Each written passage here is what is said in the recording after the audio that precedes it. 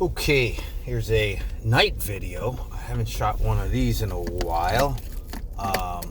Mostly because it's seasonal and I don't go to work that late. Normally it's a 7 to 7 shift, 7 p.m. So usually I'm at work by, I'll be honest, I'm there by 6. I like being an hour early. Just get ahead, get my patients in a row and all that jazz. But today we are so shorthanded. I'm on vacation. They actually, my manager came in, he says, begged me. She's like, look, can you do this? And so I was supposed to actually go in at 11. She asked, can I come in an hour earlier at 10? Because the day shift nurse that I'm relieving is coming back in the morning. And I was like, holy shit. So I'm coming back. So I'm going in a little early also to help out a little bit, just keep them to my processing. I thought it was going to be a PRN nurse. So anyway, they gave me an extra gift card or whatever, just and bonuses and whatever, please. So, I mean, the industry is coming, shortages are coming to roost, and this is the reality of things. Our unit's welcoming in, I think, about half a dozen travelers, half a dozen graduates, and maybe 4 or 5, I'm not sure that number, of established nurses, RNs, that, are not travelers and are not just recent graduates, or just going to be onboarded. So, and I believe that's still not enough. I did the numbers out myself. Actually, I'm thinking of joining a panel with the CNO and talking about future stuff, because I bring a unique perspective of 30 years of business. There's not many nurses that can bring that on board and say, here, this is what I've dealt with, this is what I've seen. You guys don't know what you're doing. You guys got to do this. This is how you got to solve the issues, or attempt to. And I do have a few ideas. I actually shocked my manager when she asked me, because she just thought I was going to say more money, then do this. I was like, no. And structurally, you're telling me I can't do it. So you guys can't do that, which I actually can prove is bullshit. Actually prove it. I was like, please, you're not talking to a nurse that just graduated, or people, just doing vitals and giving meds. I've actually had to run a business or die, have that business die on me, literally go bankrupt. So I know numbers inside out. I know them probably better than a CFO does. So please. So I'm going to be talking with her probably in the next couple weeks, I think. Double check that.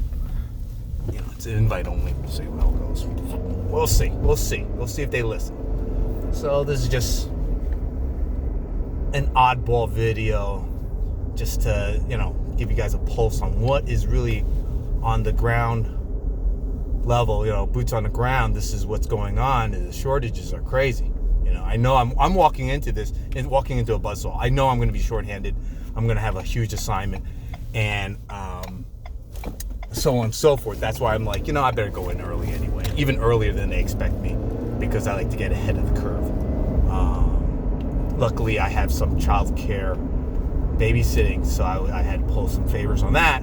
But that's also something that management, those guys don't understand. There's inflexible instances on our side too. I can't. I'm watching my kid. I'm watching my mother. I'm watching my father. I'm caring for my sibling. I know many people that are like, my siblings special needs, and that is the rest of their lives like that. And that's their lot in life, that they're lucky enough to even work and then have to watch a family member for the rest. They're caretakers, and they do that because that's family. That's love. And that's what I said to my manager, actually. One of the points I said to her, I said, there's pay and there's family. There's ego too, but pay and family, those are your prime motivators, okay?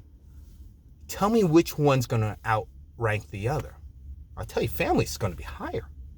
People, they're fixated on money, and they say, we can't do anything about money, so we're going to give you posters and crayons and pizza parties. No, can't do that. You have to do and address the family aspect then. So that is really what it comes down to.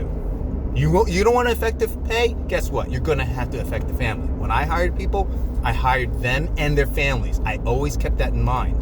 So when I fired somebody, I fired people. I was the executioner. I fired their families. It was not easy. I did not like doing it. It was very, very difficult. So those are the issues that, they forget. I think they really do forget and think we're just numbers, and you can't do that. You can't forget the human behind this. They're checking off spreadsheets and numbers and whatever. I know it's a big organization, just like any others.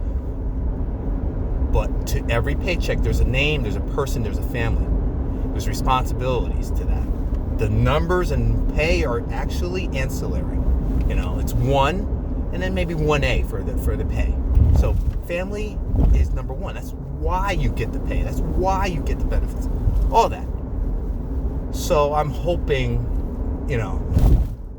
I can bring some light to the subject and bring some sanity to the subject. So that is just the basic video. Actually, I have a different video in mind, but I wanted to explain why I'm shooting in the dark, why it's a different type of video in that sense, and I'm going to clip it short and probably shoot a separate video for the other one. Okay? Good luck, guys.